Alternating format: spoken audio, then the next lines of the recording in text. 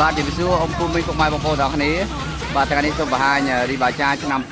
2019ដែលមានការរៀបចំតុបតែងពណ៌ទឹកប៊ិចបាទដល់023ដែរបងប្អូនណាបាទនេះបាទសម្រាប់ដំបូងពកាលើកពណ៌បាទអានេះពណ៌ខៀវខ្ចីបាទនេះលើពកាឲ្យស្អាតហើយដំបូងដូរថ្មីបងប្អូនណាដំបូងដូរថ្មីតទឹកអាវភ្លៀងបើនិយាយទឹកឆ្នាំក៏ថ្មីដែរបងប្អូនថ្មីទាំងអស់ទឹកឆ្នាំបងប្អូនណាបាទហើយស្អែកវិញកែកវិញបាទទៅលើដាក់ពណ៌ទៅលើពណ៌តែថាអស់ពណ៌អញ្ចឹងដាក់ហ្នឹងសិនណាបដោះសិនហើយដំបូងជប់ VIP ទាំងអស់បងប្អូនបាទយើងនឹងងឹតតិចទេបងប្អូននេះទឹកឆ្នាំស្អាតអស់ហើយដាក់លយនៅស្រុកស្អាត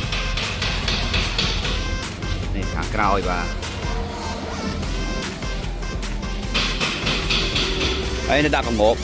កងស្រួលមានថង់ទេបងប្អូនណាបាទដាក់ឥឡូវយើងមើលកន្លុកម៉ាស៊ីនបាទជើងក្រោមម៉ាស៊ីននេះរៀបចំរួចរាល់អស់ហើយសម្រាប់បងប្អូនយើងទិញទៅប្រើប្រាស់មកជាលក្ខណៈភាសាឬក៏ឥឡូវទៀតខ្លះទៀតដល់ទៅចូលឆ្នាំខ្មែរយើងហើយបងប្អូនមានសមាជិកភាសាច្រើនអ្នកអីហ្នឹងបាទងាកមើលកង់3កង់មើលបាទធ្វើដំណើរទៅលេងតុកមិនក្តៅមិនរងាមិនត្រូវភ្លៀងបាទដឹកបានច្រើនបងប្អូនណាបាទ4 5នាក់ល្មមមុខនេះអង្គុយបាន3នាក់បងប្អូនមិនអញ្ចឹងអោនតកងបាទក្រួយនេះ3នាក់ឬក៏4នាក់ទៅបាទមានតូចអញ្ចឹងមកមើលមួយគ្រឿងមើលចង់ទិញដាច់ក៏បានវាយដូរក៏បានដែរបាទបងមលក់បានទៀតអញ្ចឹងបងប្អូនណាអានេះយើងលេងមកឈុតជាមួយបាទតពណ៌នេះរៀងបាទទីមួយពណ៌លើខាងលើបងប្អូនណាបាទ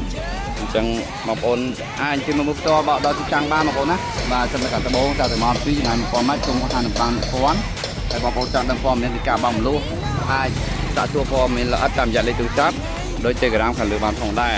បាទឥឡូវយើងមានប្រូម៉ូសិនធ្វើបានបនឹងឈៀកដដែលបងប្អូនណាបាទបងប្អូនត្រូវការយកចប់អេបអានោះយើងរៀបចំឯកសារជូនមកអែមមកចប់សពគ្រប់បាទអរគុណច្រើនជំរាបលា